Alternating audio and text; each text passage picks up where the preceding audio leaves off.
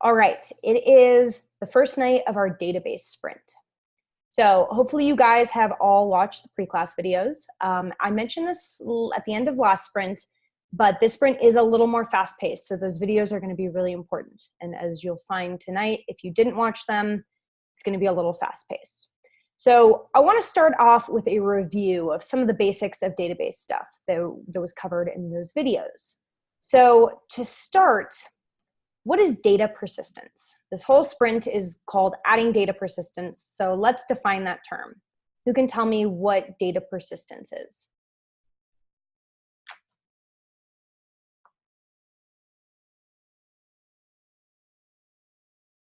Now, I wouldn't overthink it too much. The name kind of explains what it is.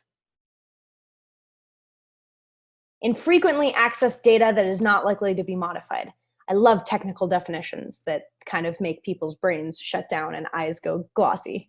Persisted data is storing data. Data that is stored in a saved location. Yeah, so essentially, if we think about it just in a practical, non-technical way, it's data that we want to save, and we want it to pretty much stay the same and not be messed with unless we intentionally mess with it. So to contrast, let's think about some of the ways we're used to saving data. We're used to storing data in a JavaScript variable, or to get a little more structured, in an array or an object. And the structure of an array and an object, especially if you nest them, can be quite sophisticated.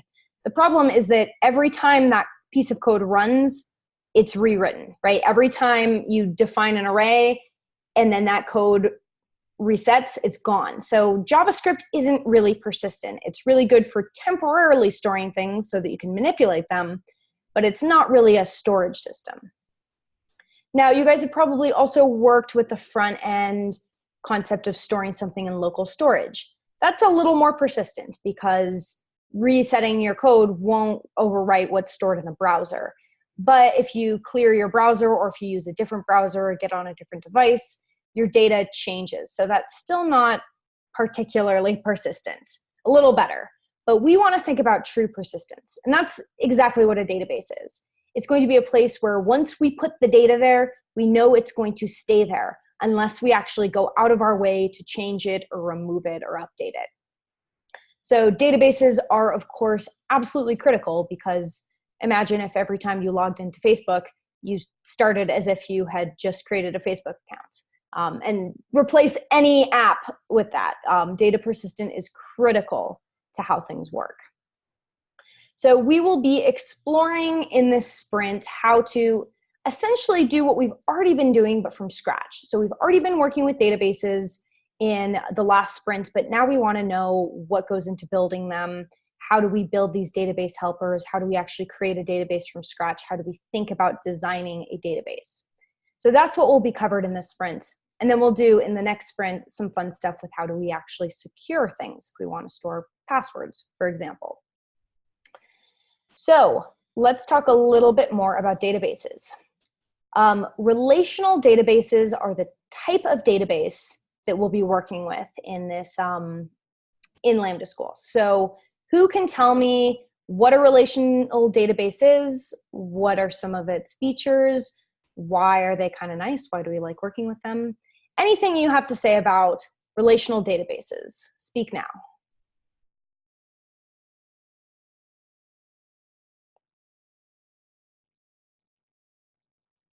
Tried and true, absolutely. They are the most tried and true. And the story I like to tell is that my dad was actually in tech. And when in very different stuff, water management, but when I started doing tech 4 years ago, he was like, oh, what are you working with? And I said all these things, and he was like, I have no idea what you're talking about, except SQL. He worked with SQL back in like the 90s. I worked with SQL now, and they're pretty much the same, and we can have a beer and nerd out about SQL. So SQL, of course, different libraries and ways we can integrate it with JavaScript have changed, but SQL itself is one of the oldest forms of tech that really hasn't changed much because it's just that good. It just works so well. Don't mess with SQL. Things are stored in tables with rows and columns. Yep. So think about using something like Excel or Numbers, the spreadsheet style. we're going to be working with data in that sort of way where we have tables that represent types of data and then rows and more columns. We'll see examples of that very soon. And yes, there's IDs. IDs play an important role. We won't be working too much with IDs tonight, but that's going to come into play a lot in some of the later modules in the sprint. So relational databases, they are the most tried and true type of database. They're the oldest. They're probably the most, I would say definitely the most desired skill as far as databases go. They aren't the only type of database, and they aren't necessarily the best in every case, but they are pretty awesome. So relational databases are what we'll be working with. And one last question for you guys, which is, what is the language we will be using to access our relational databases?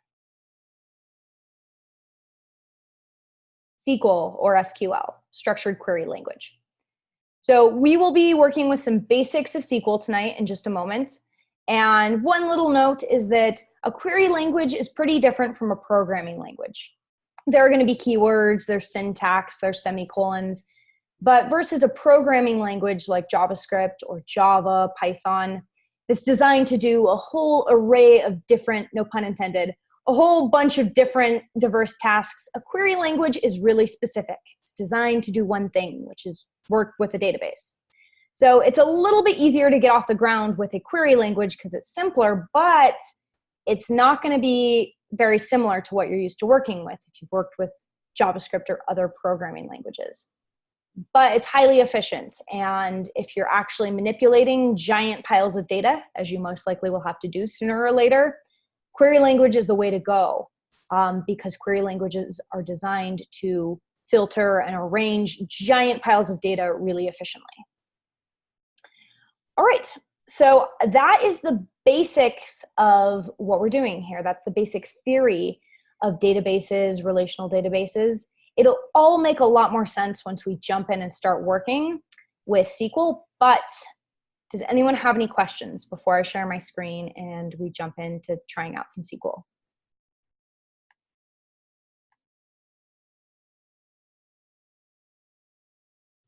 All right, let's do it. Okay, and so what I have pulled up here is the SQL Try It editor. There's a link to it on Training Kit, but I've just posted a link in Slack as well, so you can get there quickly. So this is a sandbox environment. What we have here is a bunch of tables, related tables that have all been pre-created for us. This seems like some sort of e-commerce related app. We have customers, orders, product shippers. So we have all these tables at our disposal, and then we can just type SQL directly into this box, run SQL, and see how it works. So this is just a nice little sandbox that'll help us get familiar with the basics of relational databases and the SQL language. So let's poke around in here. So each of these is in a relational database what's called tables. So that's the fundamental building block of a relational database, is a table that contains some sort of resource. So in this one, we're dealing with customers, categories, which once we click, it's clear it's product categories, the products themselves, shippers, so on and so forth. So let's go back to customers and break this down a little bit. As mentioned, these tables are made up of rows and columns. So the columns are like the labels. They tell us what, for each entry inside of a customer table, what information are we storing? Well, there's an ID, there's a name, and as someone mentioned, the ID is quite important.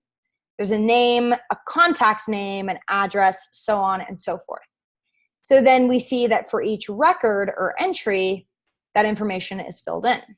So in this particular table, we have 92 records. So we're keeping track of 92 customers by filling in this information that's encapsulated in the columns. So that's kind of our starting place, is we have to think about tables, and then within tables, we have columns or fields, and then rows or records. So I'll say that again. The columns are called fields, and the rows are called records. So you'll hear me using those terms interchangeably throughout tonight and the rest of the database section. All right, let's do some querying. Let's go ahead and start with a select statement. Actually, there's already a select statement pre-populated in here. So I'm going to get rid of this bracket syntax because I personally don't like it, but select all from customers. So as with any other language, this is made up of keywords and some other stuff. So the keywords are highlighted in blue. Those are words that are built into the SQL language. And we see that this basic select statement really is asking two things. It's saying, what table do we want to see? And what fields do we want? So this over here, what comes after the from is the table. We're saying from this table. And this star, which means all, is telling us what fields we want to see. So currently we're seeing every single field from this table. Now, if I wanted to only see certain fields, for example, I only wanted to see the city, customer name, and contact name, how could I change this query so that I only saw the city, customer name, and contact name instead of the whole thing?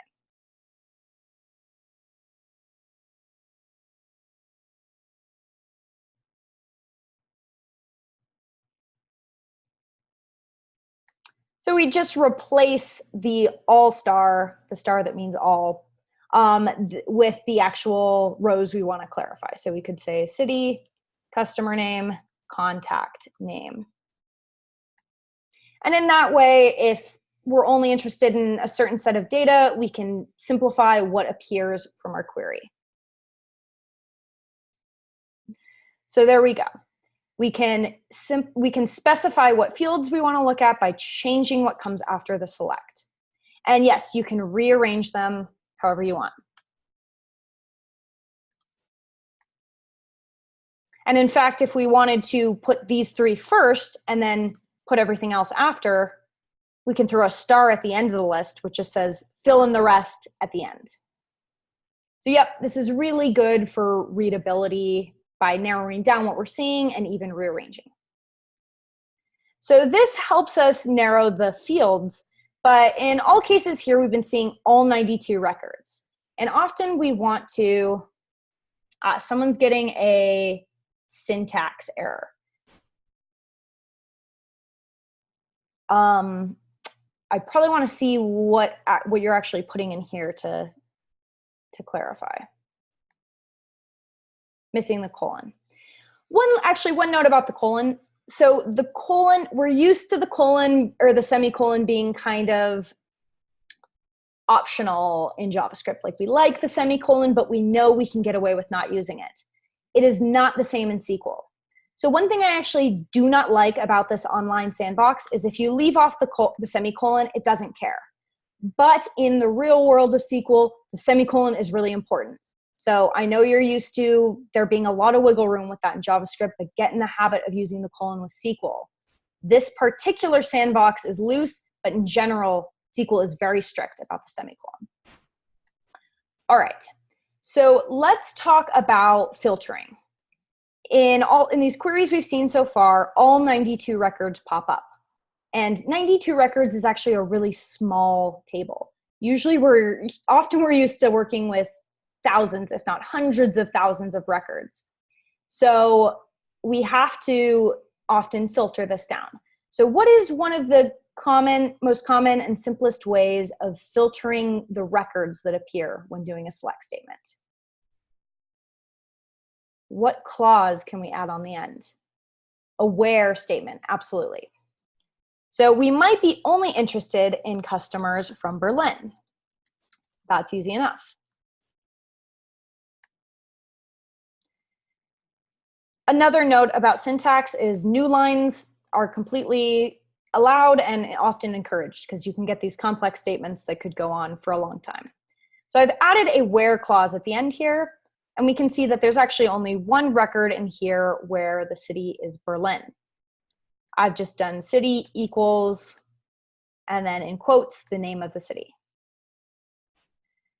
Now, you guys have worked with and or operators in JavaScript. Those are really common logical features in just about every language. and SQL is no exception. So we might want to say something like where city equals Paris and country equals France. Oh, let me add that quote on the end. So as with the and that you're used to working with in JavaScript, this is saying both of these conditions might be true or must be true. So we see that the two records that came up have both the city of Paris and the country of France. So what do you think is going to happen if I change this and to an or? What might we expect to see if I switch the and to an or and then run this statement? More records, definitely. Can we say anything else about, anything more specific about what we're going to see here?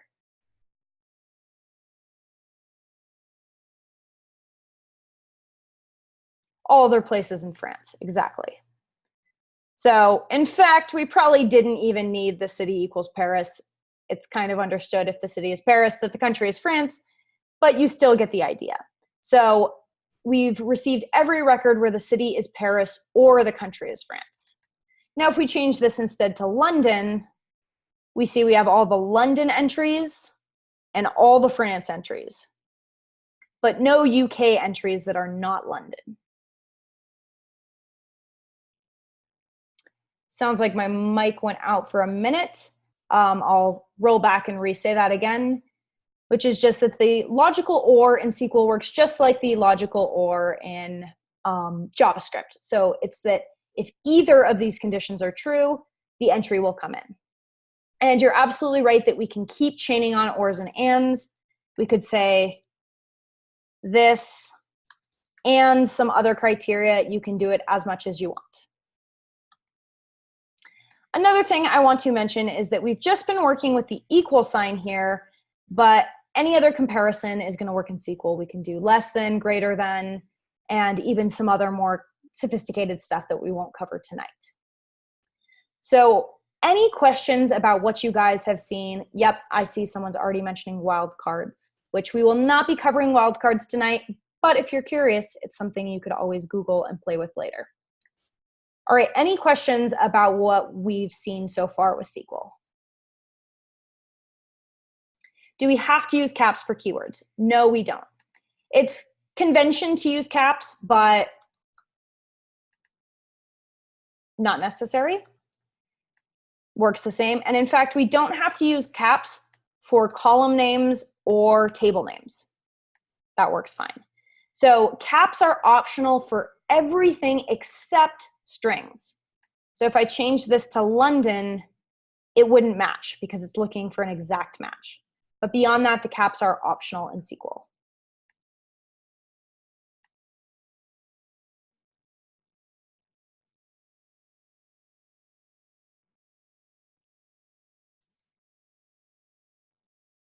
If you want to do a close match, you'd have to use the like operator and wildcards, which is what I had kind of mentioned. So I don't want to go down that rabbit hole because we have a lot to cover tonight.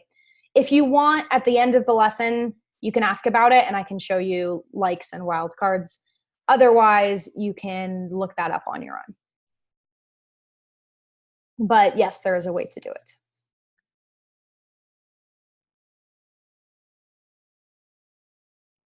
All right, let me give you guys a couple of tasks. So let's have you find a query.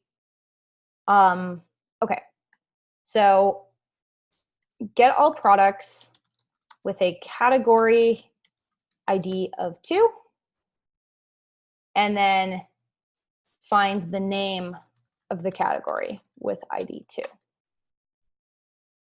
So your goal is to get all products with category ID of 2 and to find the name of the actual category with ID 2. So you'll have to do 2 different queries for each of these, and you will have to work with 2 different tables. So those are my hints. I'm going to give you 3 minutes to work on this. Oops, that's 5 minutes.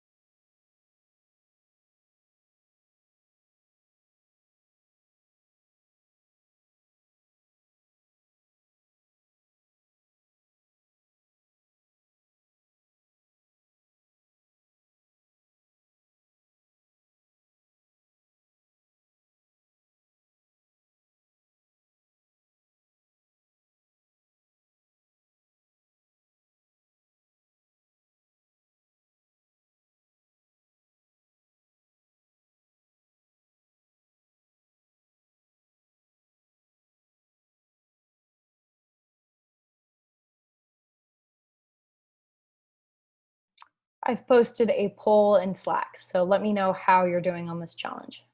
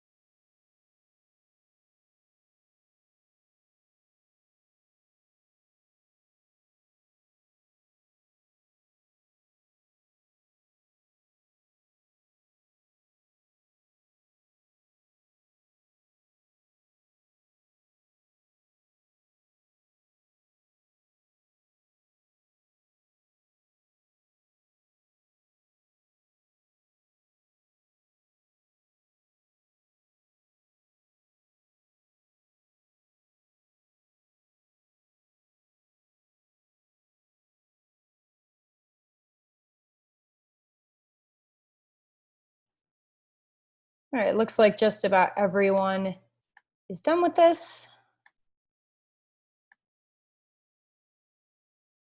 So the first thing we want is all products with a category ID of 2. So that's going to be something having to do with the products table. So we could do select all from products where we see that there's a category ID in here. So there's 12 records in here that have this category ID of 2. And while we might have a good idea of what the category is, if we want to know for sure, we'd have to go to the categories table. This table does not contain many entries, so it's, to be fair, pretty easy to see that the category name is condiments. But if we wanted to know if this were a big table, or if we just wanted to practice our SQL, we might say select category name from categories where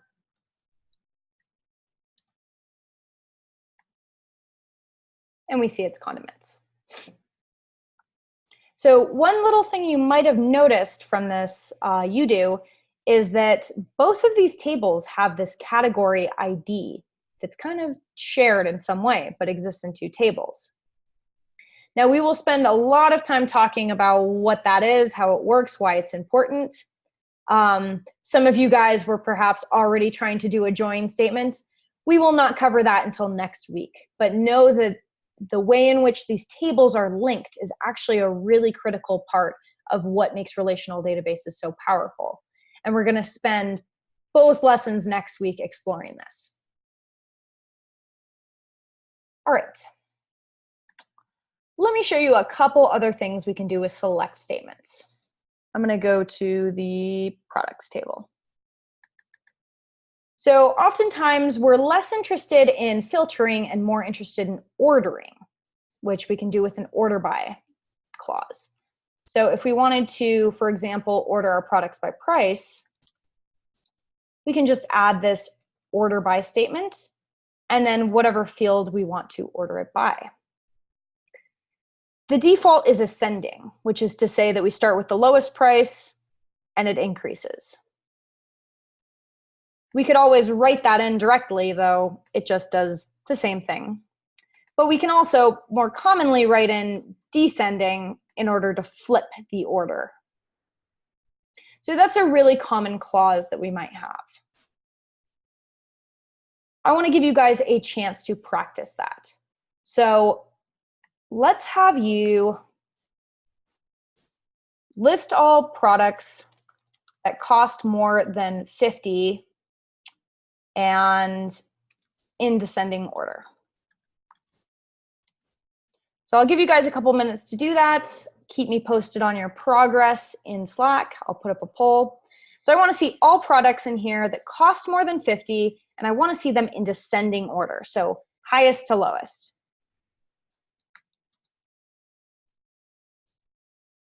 All right, good luck.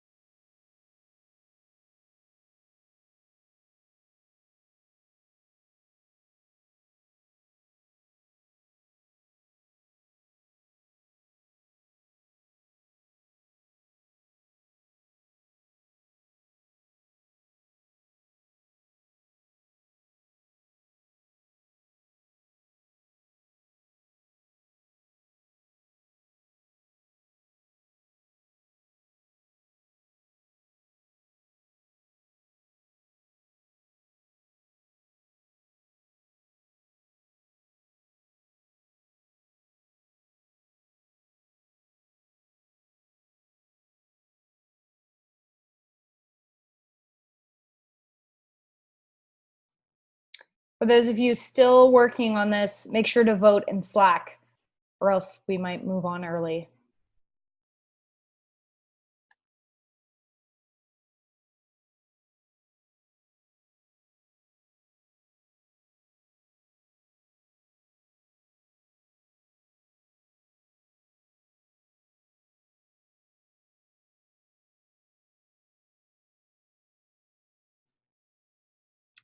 Great, looks like most of you are ready to see the solution.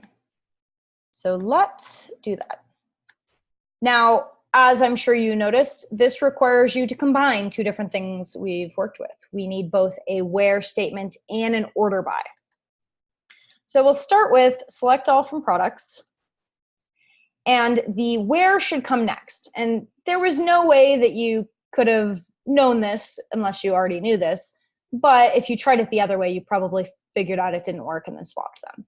So let's play with that, but we'll start by the right way of doing it. So we would want where price is greater than 50, because we wanted all products more expensive than 50, and then order by price descending, which will give us the price from greatest to lowest. Let me fix that. So we see these items that are over 50 from highest to lowest. Note that, as I'm sure some of you guys tried, if you put the where statement second, you would just get an error. And that might have been a little confusing, but one thing with SQL that I will say is tricky is just learning how to combine these things in the right way.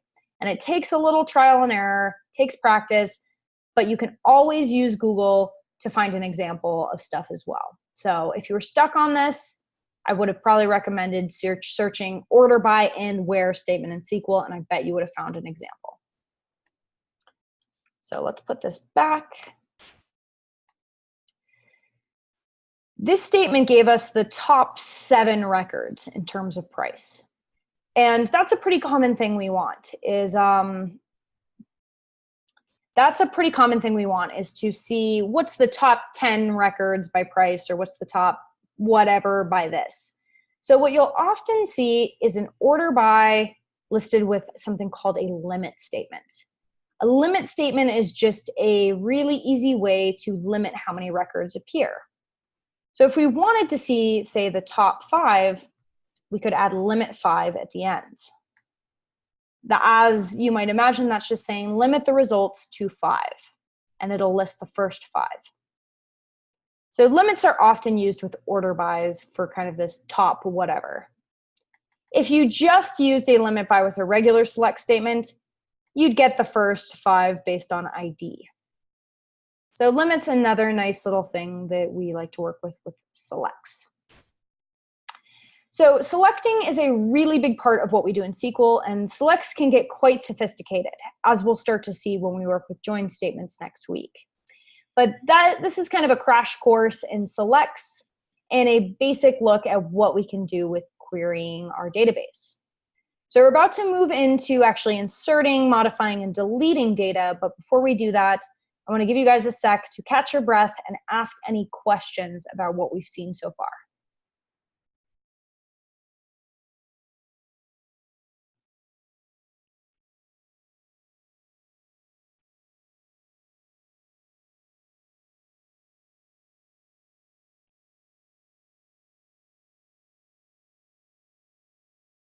All right.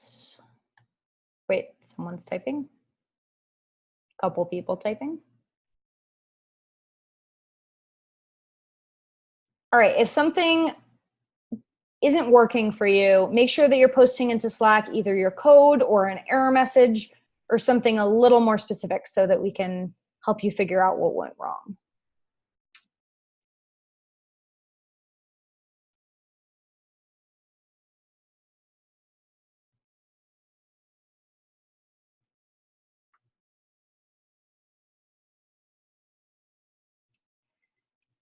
I'll copy this over into my browser so we can see this later. So you're just missing, after your order by, you need to say what field to order by.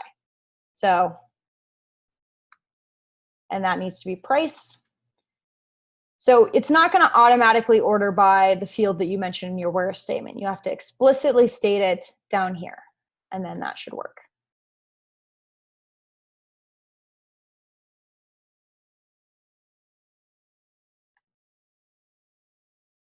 All right, any other questions before we start inserting data?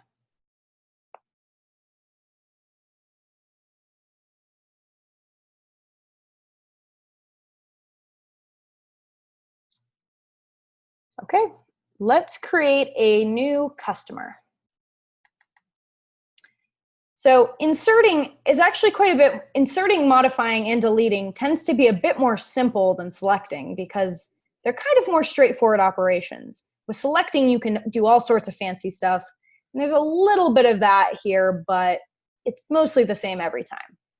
So our syntax for inserting is we use the keywords insert into, and then the table name. So we always start with insert into table name. And then we want to list all of the columns we're planning on inserting into. Now, one note is that we may not insert into every column. For example, we won't insert an ID because the ID is going to be auto-populated. And in some cases, we might leave columns blank. But for here, we'll pretty much insert everything in. So we have customer name, contact name, address, city, postal code, and country. So we start by inserting in typing out in parentheses all of the fields. Then we use a keyword values, and we list everything we want to actually insert in. So we have Lambda School. And I know this is a lot to type out, so you're welcome to type along or just look. So,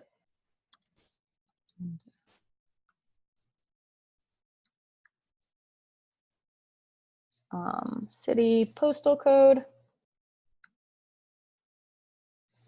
and country. There we go. So notice that the first field matches the first value, second field matches the second value, and so on and so forth.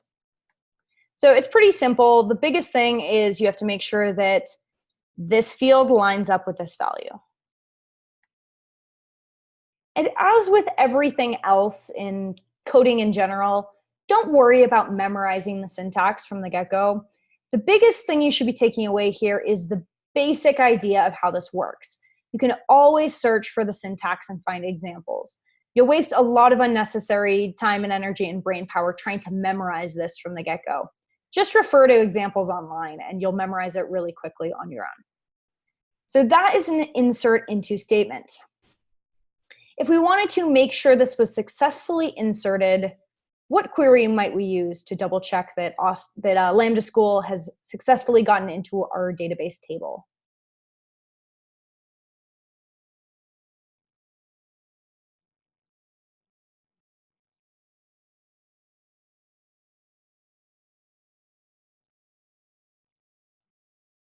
This is a very open-ended question. I can think of like 8 correct answers to it.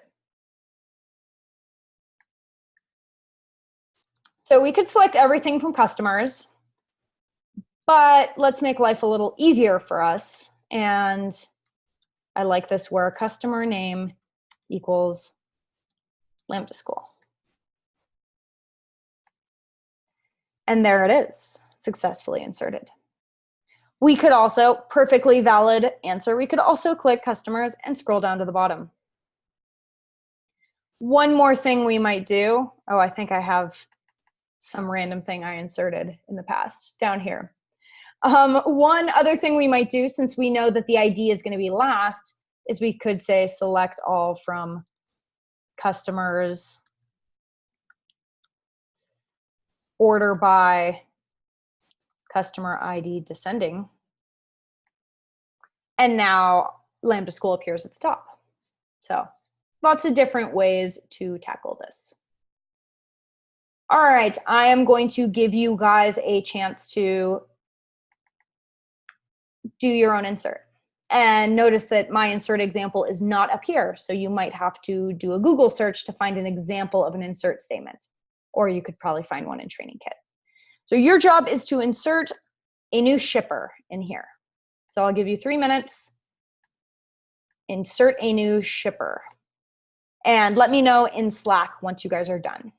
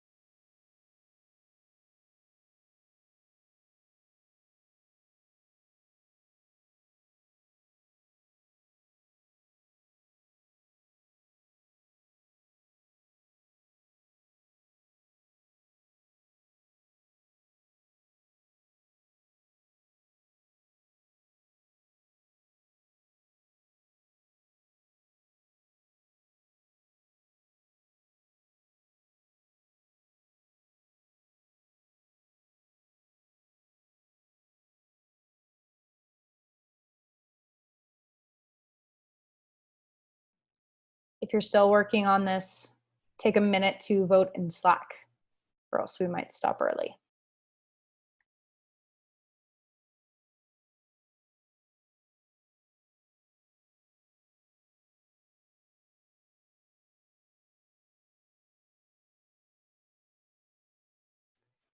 Apparently, you guys are all insert experts.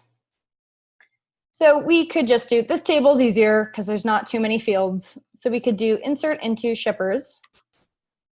We only have to worry about shipper name and phone.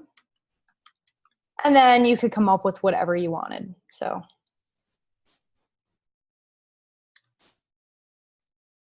oh, I like that. Super shipper, that's better. Let's use that.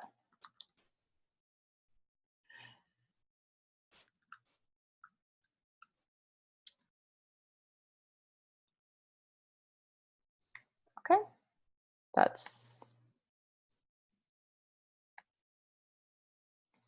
and then if we go over to shippers, we can see there's our new shipper. By the way, you're always able to restore the database if you ever want to get it back to how it started, which we will be using that restore in a moment.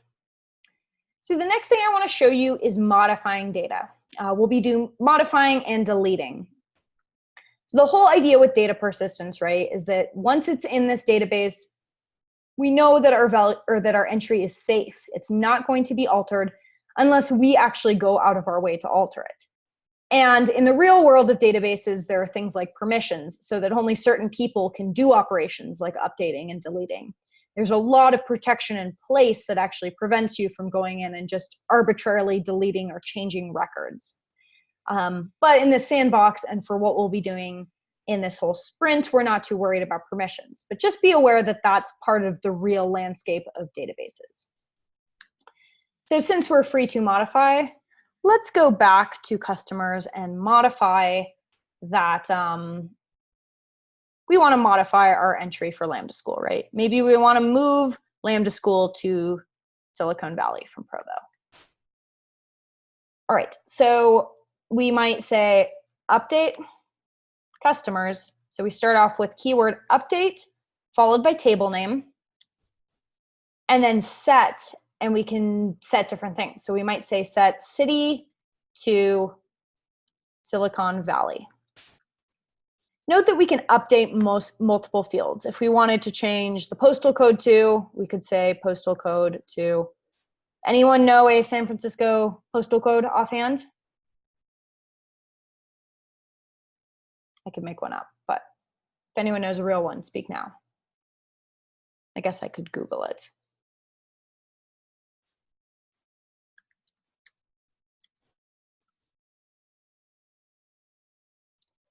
94016. All right. All right, so what would happen if I pressed run SQL right now?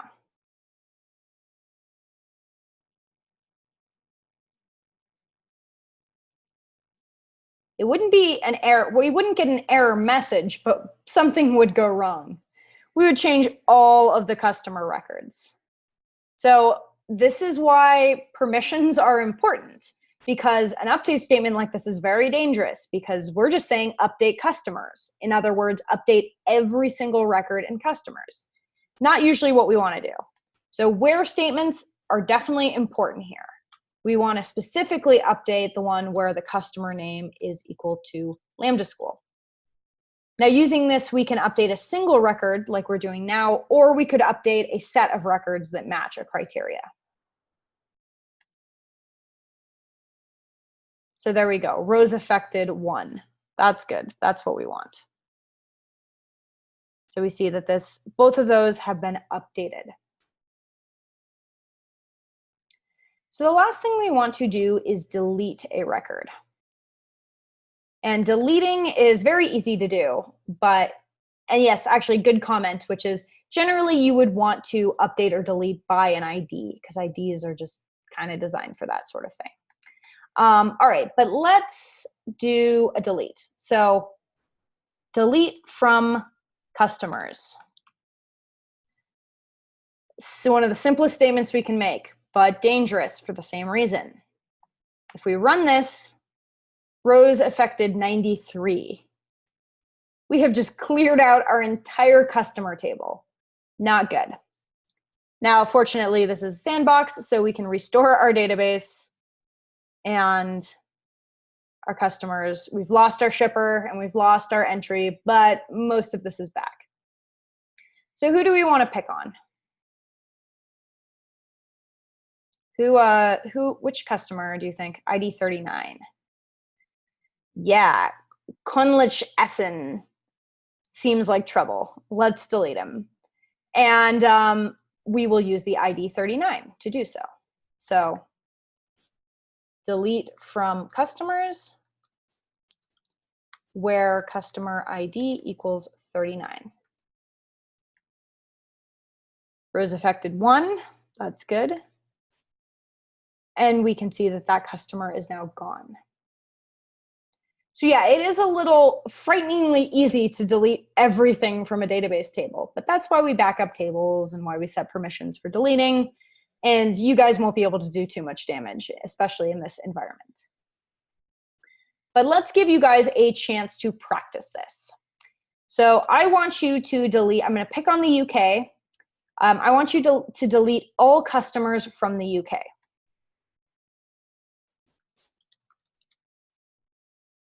So once again, I'll give you a few minutes to work on this and keep me updated in Slack.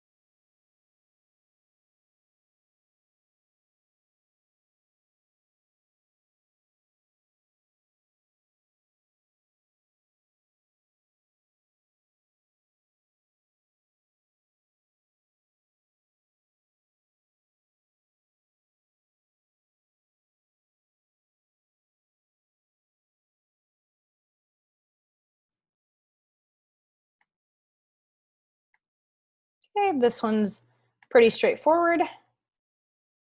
Yeah, there's some Brexit subtext in here. Secretly, the entire backend section is just a really cleverly cloaked metaphor for my thoughts on Brexit. So all you scholars can now spend the next 30 years poring over the videos trying to find that metaphor. I actually was just in Scotland a few months ago, and it was really interesting to get to hear the local Scottish folks' view on Brexit, which is apparently that they were told, hey, you should be part of England because of the EU, and then surprise, a few years later, Brexit. So from what, not to speak for all Scotsmen, but from the Scottish folks I spoke to recently, not super thrilled about Brexit. But that's enough politics for tonight. Let's delete some stuff. Enough politics. Let's delete. So delete from customers where country equals UK. Rows affected 7. And if we kind of casually scroll through, it doesn't look like there's any UK to be found anywhere in here.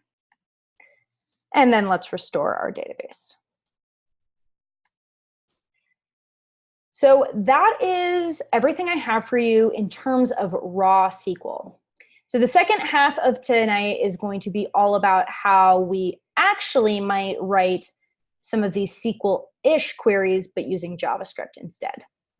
So there's a lot to this SQL. There's a lot to the SQL language. We've only skimmed the surface, and we will see next week some more sophisticated stuff we can do with SQL.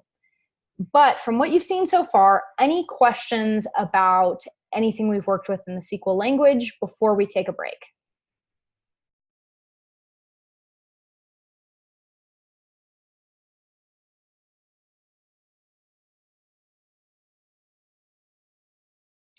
All right, let's go ahead and take our break.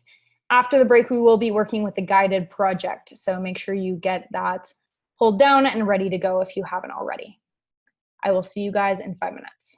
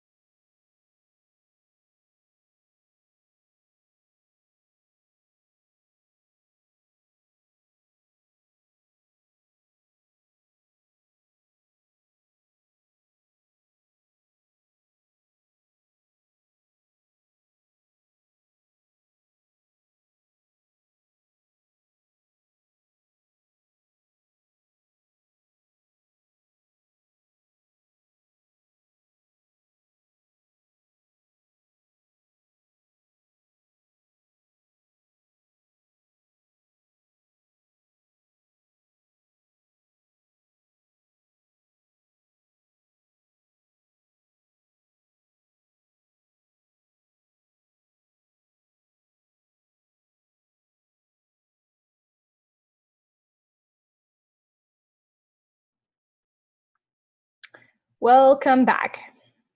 So as mentioned, the rest of tonight, we won't actually be working with raw SQL. And the real world of database work as a developer is that most often we are not actually writing true SQL. When we're writing database queries into our actual code bases, we usually use a library that allows us to translate a language like JavaScript into SQL. So something that I really like to bring up, and I definitely talk about this in one of the pre-class videos, is why do we care about SQL? And in fact, I will tell you, because I think you're trusted enough to know this, is that I know a lot of developers out there who are horrible at SQL. They basically know how to do what we did tonight, and that's it. So what you guys just learned in your first night being introduced to SQL, that's honestly the level that I've seen some real world programmers have. And this is kind of a dangerous thing to share because on one hand, I'm kind of saying you can get away with not knowing that much SQL. But the reason I'm saying it is because I actually want to tell you why you shouldn't allow yourself to do that. So it really does set you apart. There are a lot of scenarios where you want that raw SQL. These query building techniques that we're going to learn tonight can only do so much. And understanding the language that they're built on really helps. As well, a lot of the times when you're debugging, it pays to just go straight in the database and be able to query things. I will tell you that I was the person on a database project who knew SQL the best, and that made me a very valuable member of the team. I had lots of job security and a very good argument for getting raises and promotions just because I actually really understood the SQL language.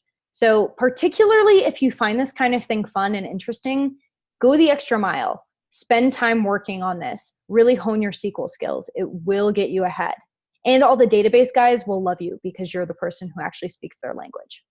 So it's a good way to be a very valuable member of a team. So I'm very much pro knowing how to do the actual SQL. That being said, we will now be working with Connects for the rest of the night. So Connects is a query builder language. That means that it essentially allows you to build SQL queries using JavaScript. It's the most simple, out-of-the-box way that we can do SQL queries in JavaScript. One of you guys have mentioned ORMs. So there's also ORMs, which are more of a something like Sequelize, or I think Bookshelf is another one I've used. Those are more full-fledged libraries that actually let you do an object-oriented modeling system for all your databases. They can be really sleek, but are a little bit more work to get off the ground. Just know those exist, and if you hear ORM, it's basically a more intense, robust version of what we're doing. But we'll focus on specifically this library Connects, and we'll be using this for the rest of the backend section. In fact, we've already been using Connects. We've just been kind of ignoring it because it was already written for us. So here's the docs. I encourage you to explore these. I think these are really nice docs, actually, and show some good examples of how to use this. You'll want to make sure that this is dropped down to SQLite 3 in the corner. We'll talk about what all these things are in the lesson on Thursday. So tonight, we're kind of going to be skipping some steps with Connects. We're going to be diving into the how to actually query build. And then on Thursday, we'll talk more about what is Connects, what are database management systems, how do we set this up. So let's jump on into the guided project and look at what we have to work with so far.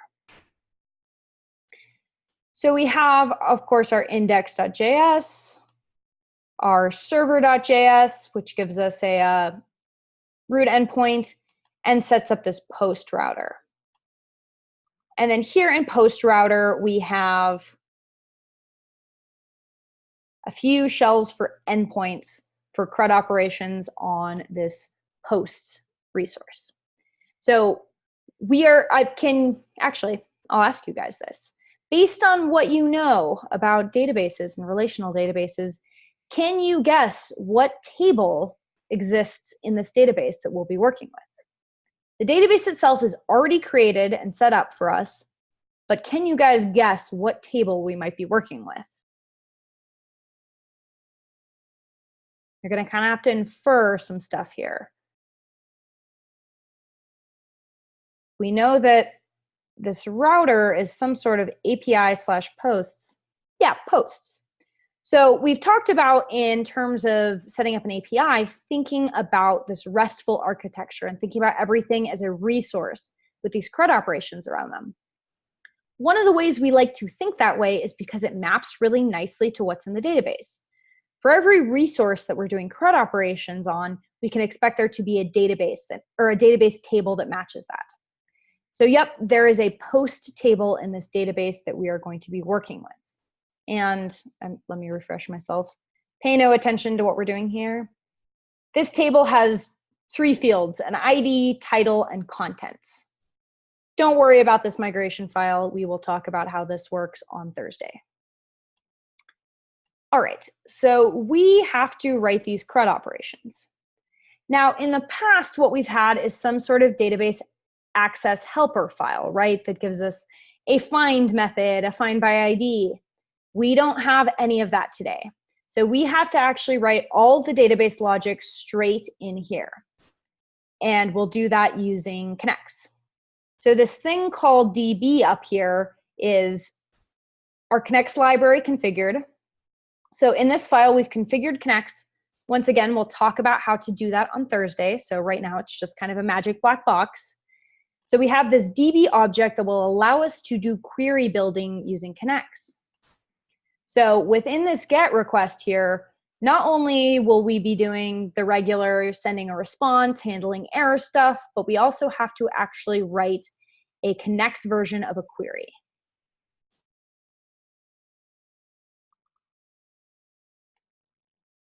Sorry, give me 1 second.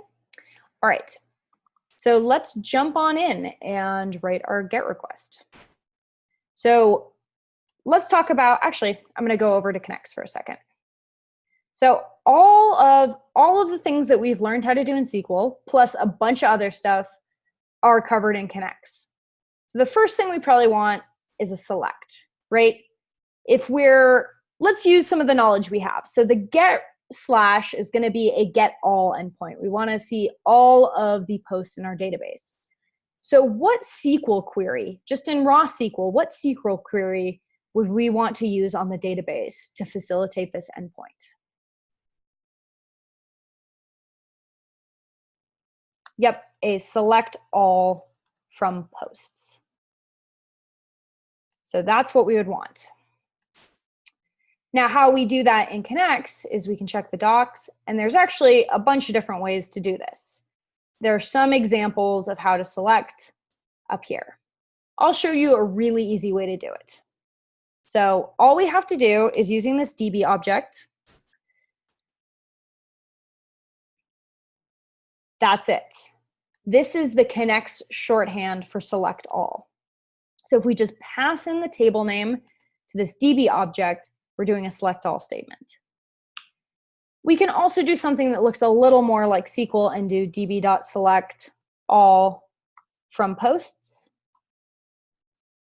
You could argue this is a little more readable, but these two things do exactly the same thing. And I'm a fan of this one because it's just so easy to write.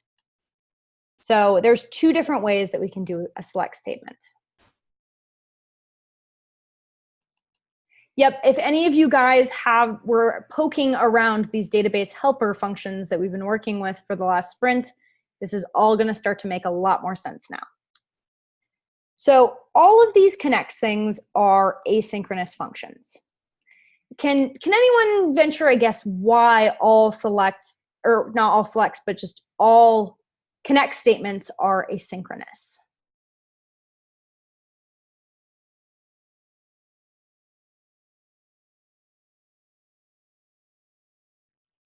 It's not actually an API call, but they're asynchronous for the same reason the API calls are. They take time. That's actually, anytime anyone asks ever, why is something asynchronous? It's always the same answer, because it takes time. It takes time to access the database, which means we want to keep our app running quickly, so we call it asynchronously. But what that means practically for us is promises. So this will resolve to an array of posts, or potentially an error if something goes wrong. So we will have an array of posts to work with here. So now we can do what we would normally do and send back our response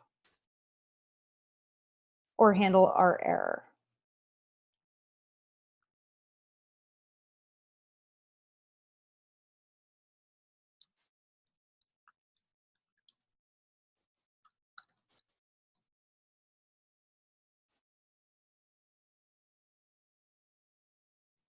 All right. So let's see if our endpoint is working.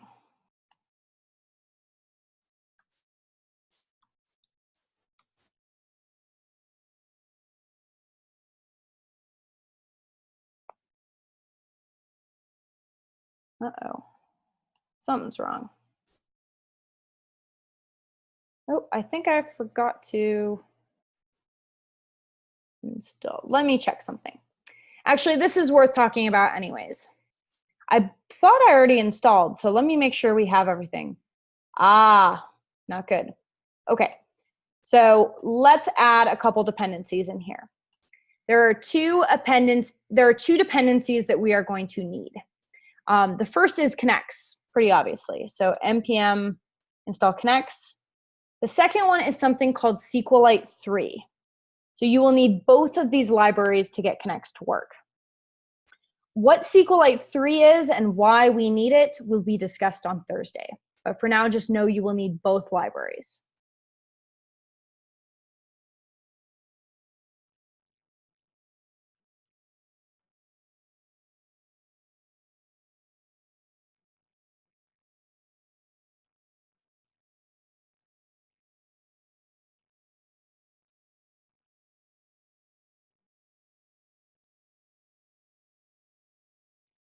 All right, let's try that again.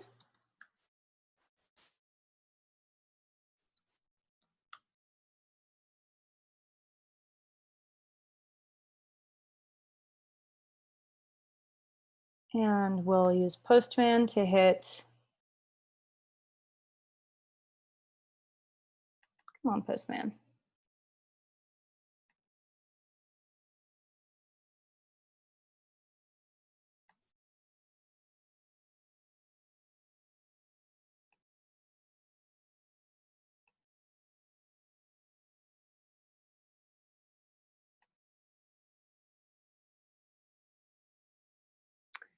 I'm not sure what you mean by your question. Can those be typed out here? I'm assuming by those you mean those two libraries, but I'm not. As far as the actual command, yeah, I'll type that into Slack. Or if one of you guys wants to type that into Slack. So yep, it's connects and SQLite 3. So npm install connects and SQLite 3. All right, so let's try localhost 4000 API posts.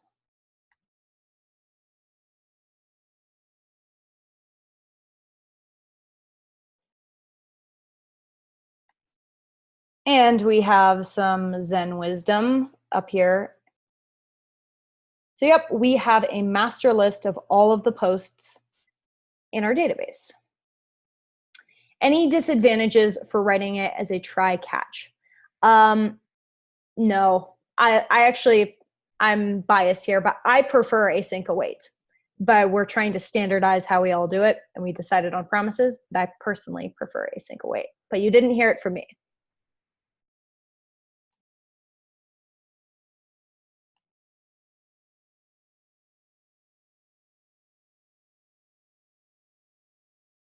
All right.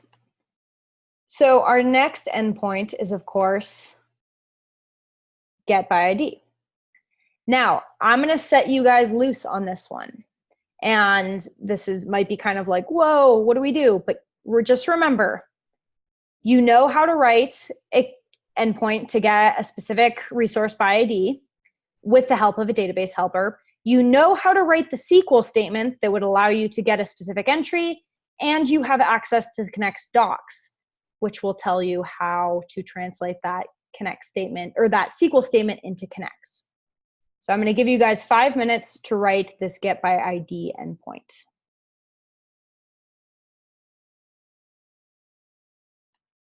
All right. Oh, my timer went away.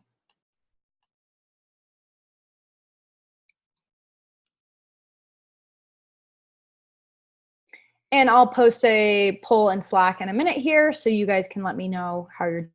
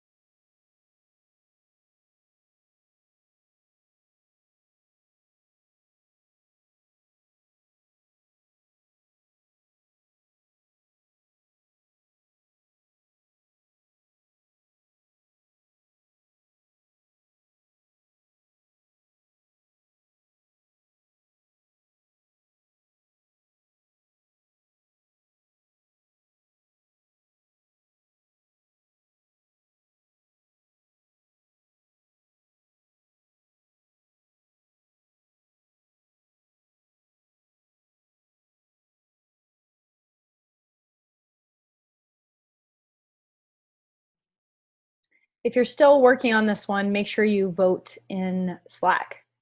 I would be very surprised if all of you guys were done because this one's pretty tricky.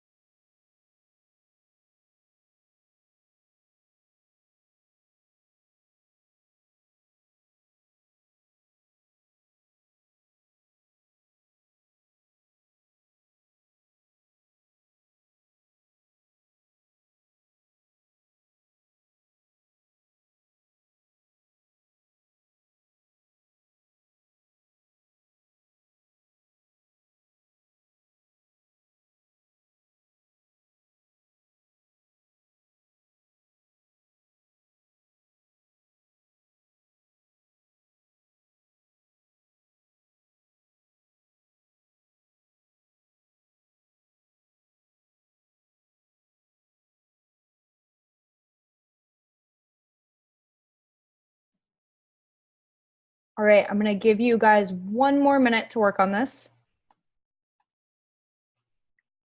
And then we'll go over the solution.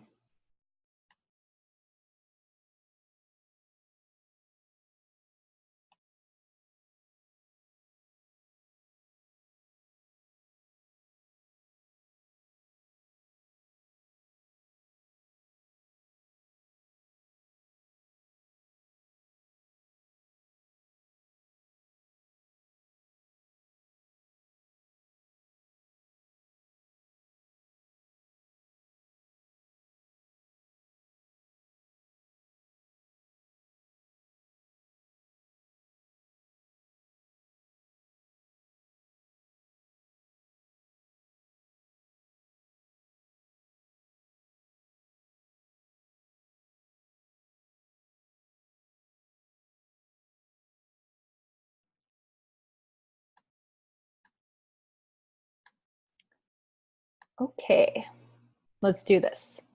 And I'll walk you through not just how to do it, but how I would think about a problem like this when I really don't know how. Because that's the thing that made this challenging, is it's not like I showed you how to do it and then had you do it. I kind of just set you loose. So the first thing I would do, like we did up here, is think about the actual SQL. So we know we'd want select all from posts where ID equals, well, the parameter ID.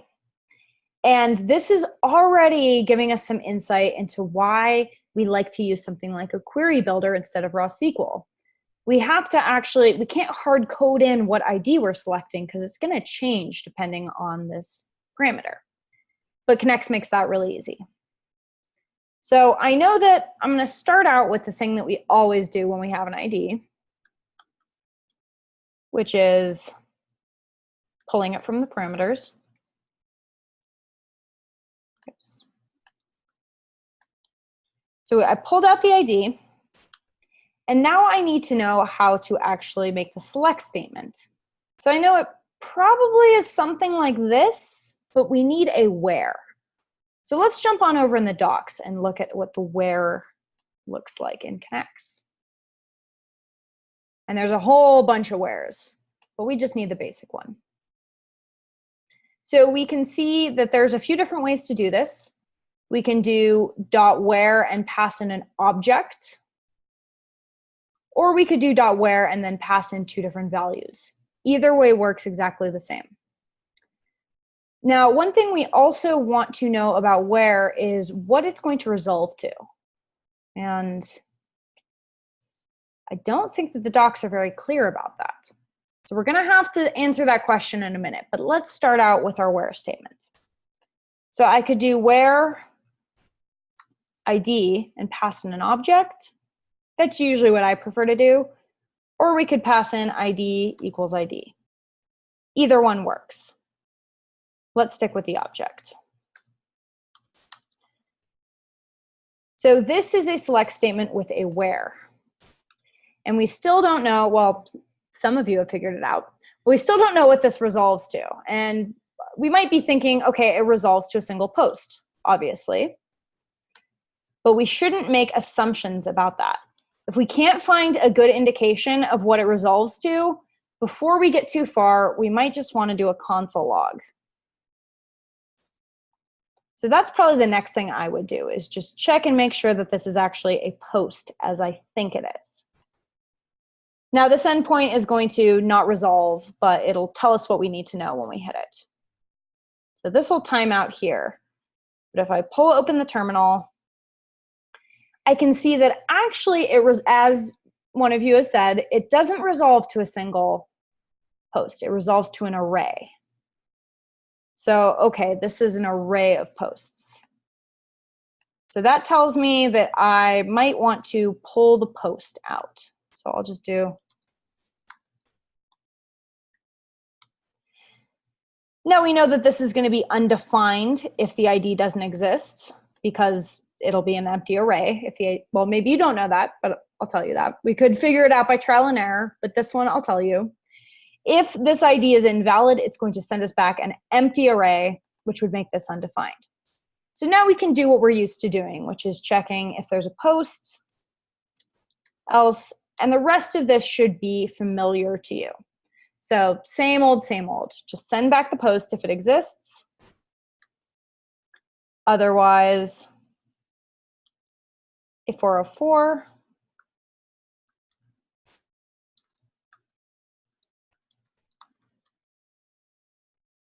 And then some sort of error handler down here.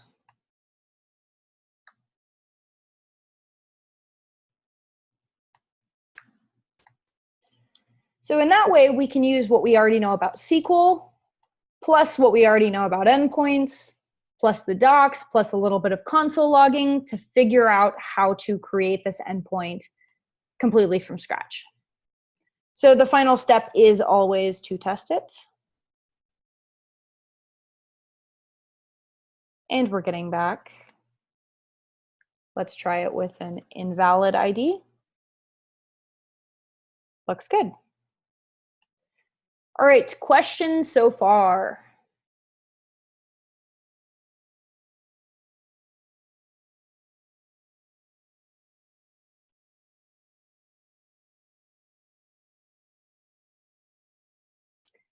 As far as how I'm bringing in connects, I'm not importing the connects library. The connects library takes some setup, which is happening in this file right here. So this is the connect setup. We'll learn how to do this on Thursday, but for now it's set up for you. So all you have to do is require, and this should already have been boilerplate set up for you in your guided project. You have to import the config file. That gives you this DB object that you can do the query building on. But know that if DB were just set to the connects library, it would not work. Question. So is it typical of connects to return arrays for queries, even if it's for a single record?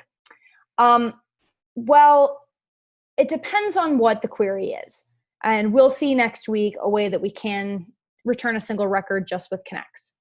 But if you think about a where statement, this where statement is set up for a specific ID, so we know it's going to return a single record.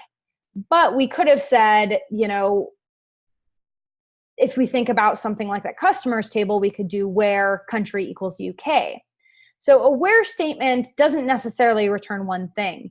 It usually returns a collection. So just to standardize what where returns, where always returns an array because where could potentially return multiple records.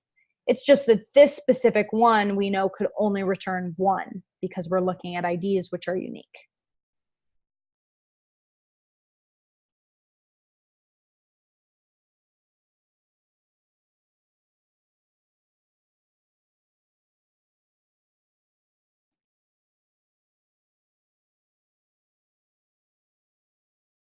All right, other questions before we move on to posting?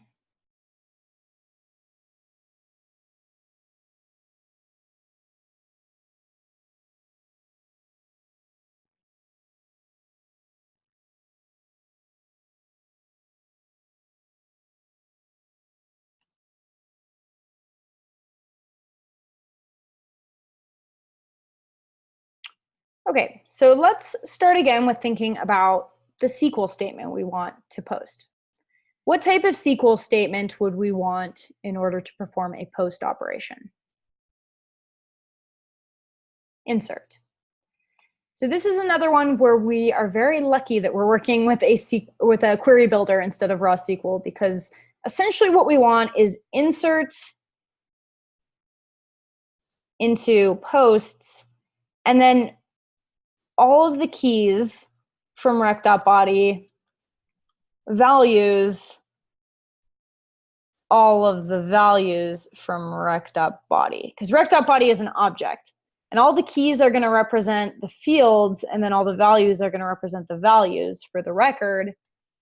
But if we had to actually pull our object apart and interpolate it into a string to create the literal SQL, yeah, we could do it with a spread function. It wouldn't be that hard, but it's just an unnecessary extra step. And it turns out that Connects is designed to work with the object itself. So life is going to be much easier than having to spread function and all sorts of fun stuff like that.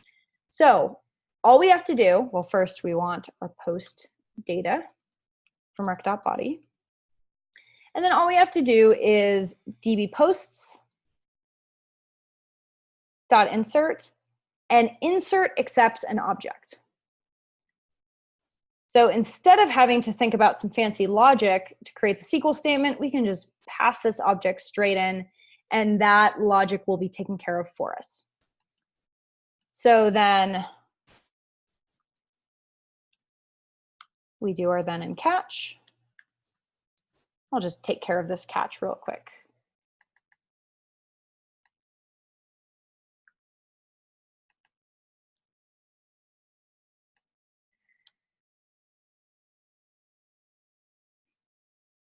So the rest of this is logic as you already have done it. Same thing that you've been doing all last sprint. We can do a status of 201 for created and send our post. I'm also going to throw a console log in here because I want to show you something.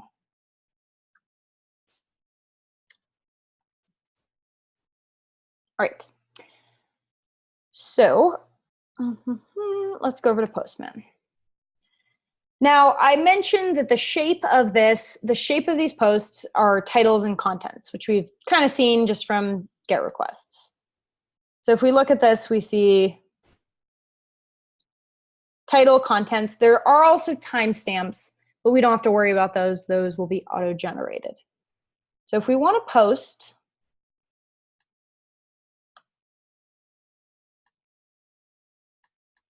oh, I remember that.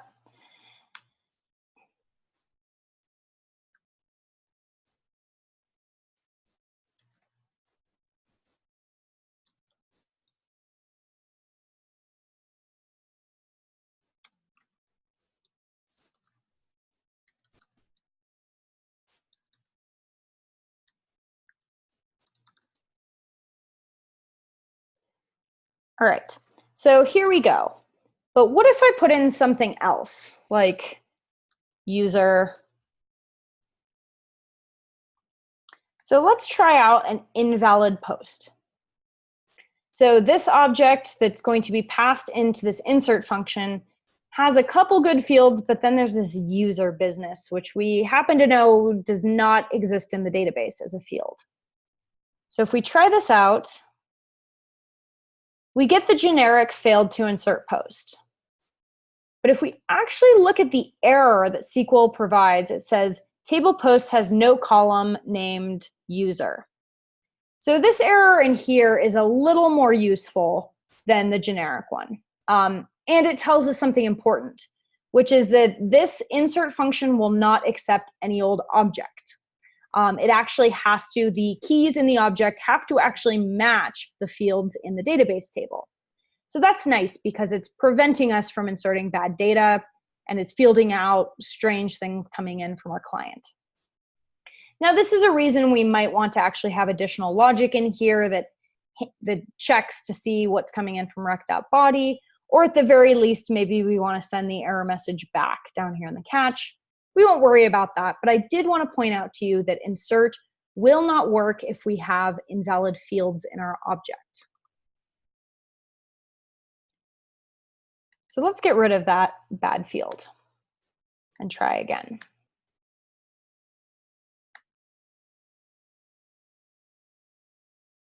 Well, it seemed to insert, but something strange happened here. What happened here? We didn't put an ID in, but that's fine because it auto-generates an ID. But what did we get back as our response? We got an array containing the ID. And we can even confirm that by doing a get. So there it is. So we thought this was going to resolve to a post, but that was an assumption. It turns out that insert resolves to an array of IDs. So there's two different things we could do here. We could say something like, we want it to be lazy, new post. That's a little more clear. And then if we created it, it would actually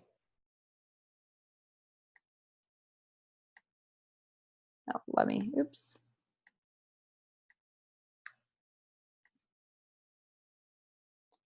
So our new post ID might be better.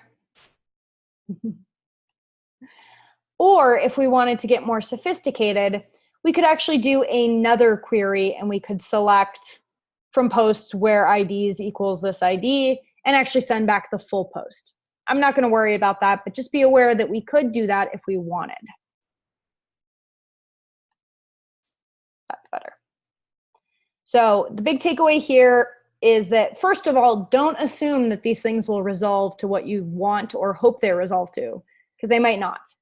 And in the case of insert, you can expect to see an array of IDs. The reason it's an array instead of a single ID is because you can actually pass an array into insert and insert multiple things at once if you want. All right, questions about posts requests and inserting using connects.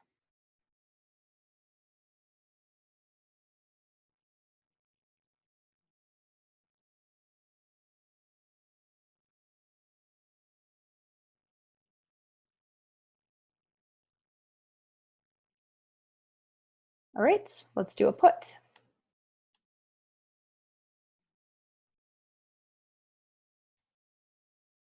So as per usual, we'll pull this out of rec.params. And we'll pull our body changes. So what SQL query do we want here?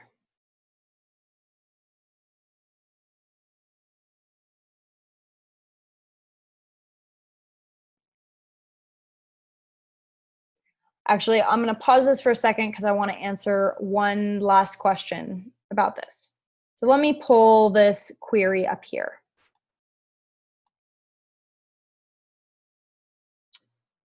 So it looks like one of you tried this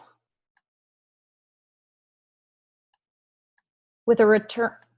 So we can sometimes do a returning. So I think what you're trying to do is say insert this post and then return ID. I don't believe that this works in SQLite, which kind of opens a whole rabbit hole. We can check it. I'm pretty sure this doesn't work, but let's just try. Oh, wait, actually, wait, it already returned. I'm not sure what you're trying to do here with the ID thing. I'm not, what might happen here is it might try to insert this as a post and this as a second post, which won't work, but it could do something else. I'd have to check the docs. So let's take a moment and investigate.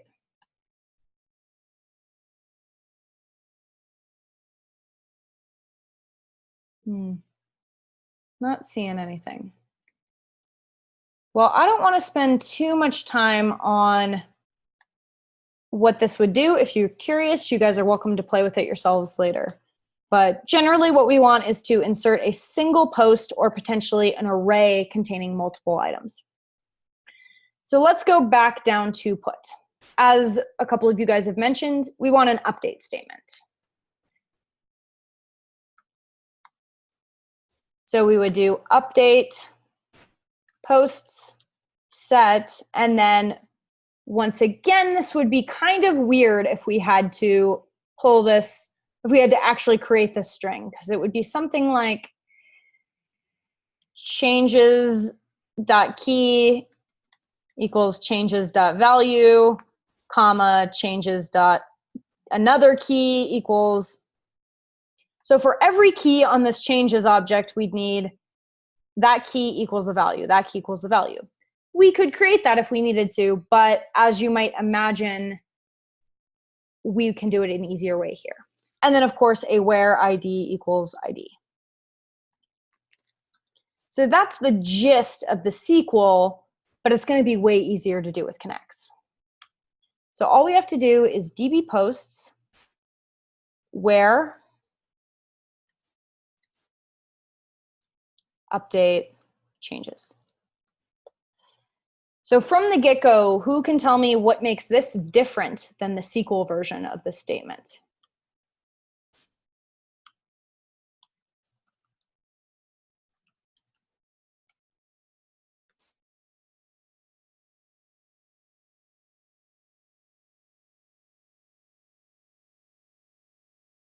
So what makes this connect statement different than the SQL statement?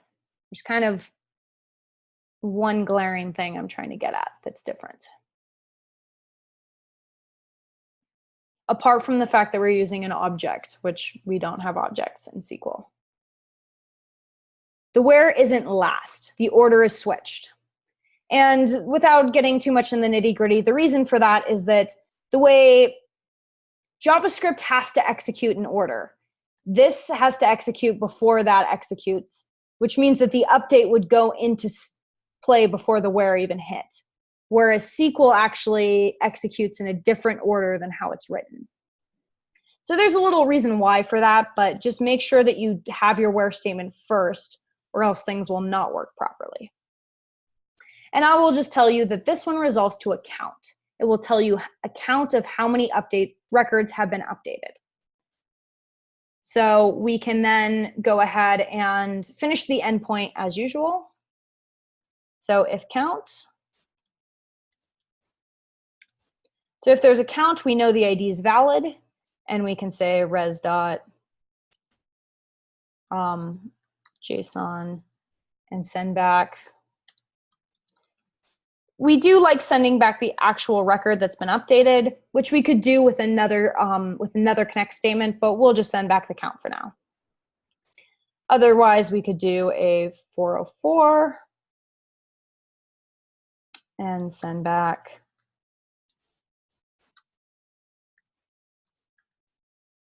maybe invalid post ID.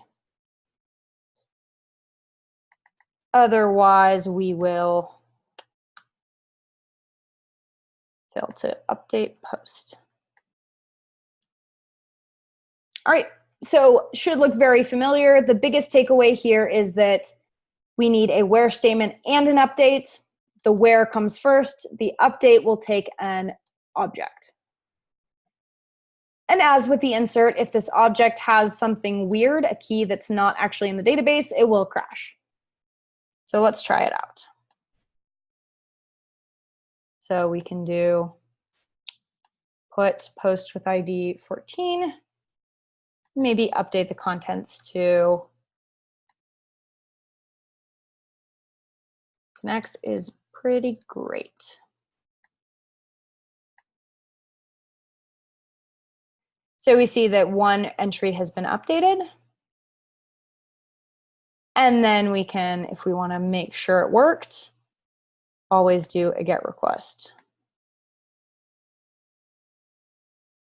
And sure enough, worked. All right, questions about this put request or how to use an update in connects?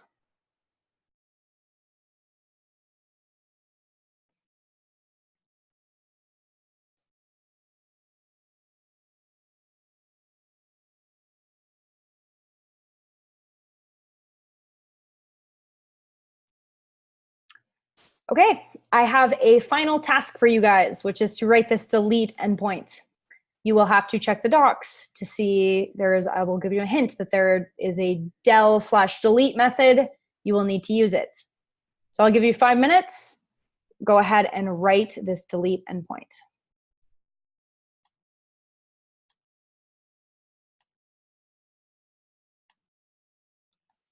And of course, keep me updated in Slack on your progress.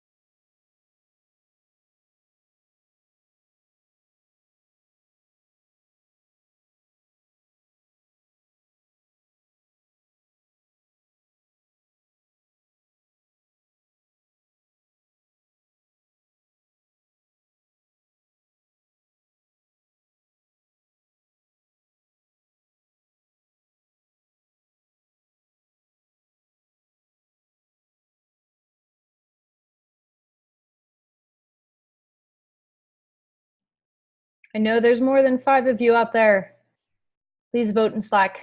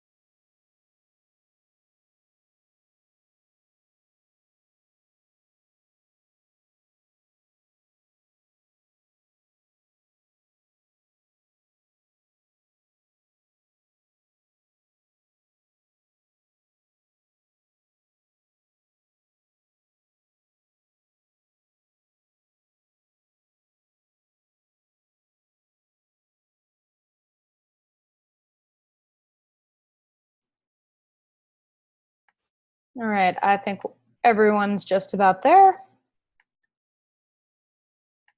So this one is actually quite similar to update. So we know we will want the ID.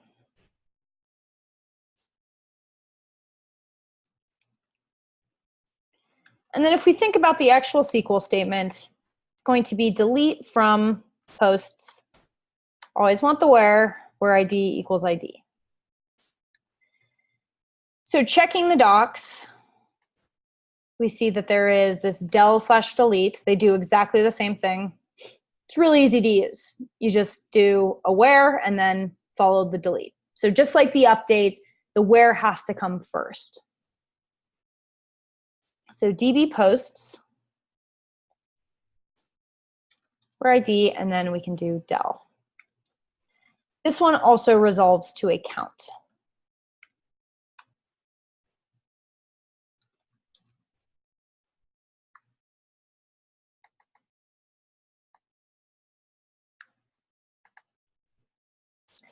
And as with update, we probably want to check and see if the count is 0 or not.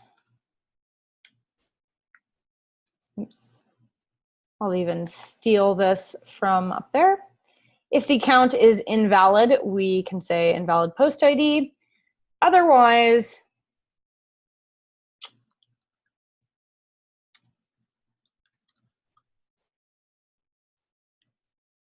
so very similar to what we did up there. So the syntax here, we once again do the where first and then follow with del or delete. They do the same thing. Let's finally test this endpoint.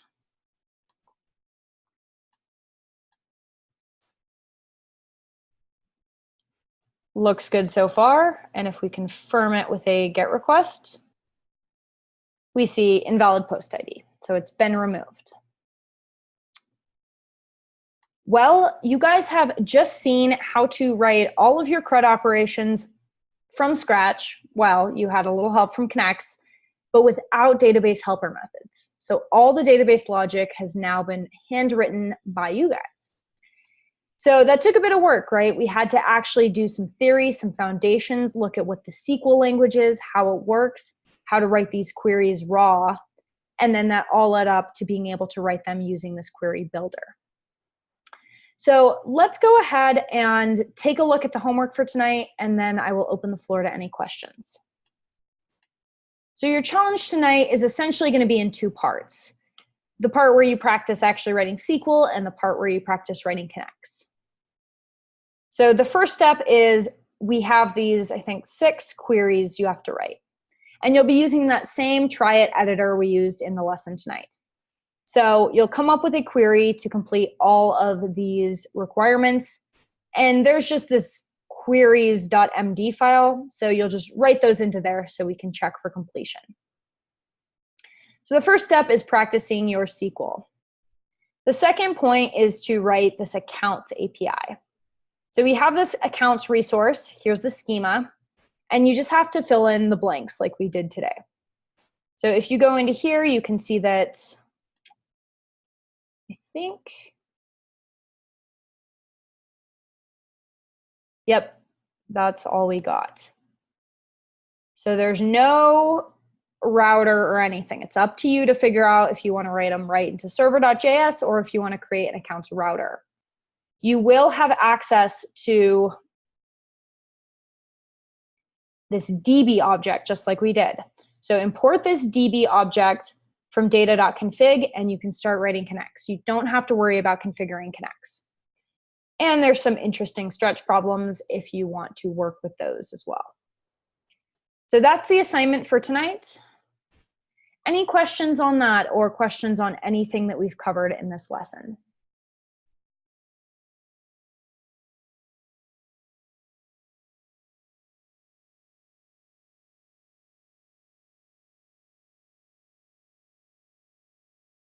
Going once, going twice.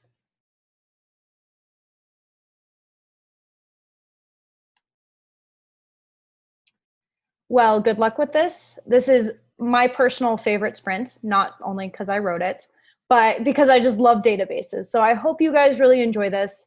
And we will be talking on Thursday about a bunch of cool stuff. We're really going to talk about what is a database table, how do you create it, and learn how to create them from scratch using connects. So we'll be essentially building an entire CRUD server, database, and everything from scratch by the end of it. So that's pretty cool. So I will see you guys on Thursday, and good luck with everything in the meantime. Have a great night.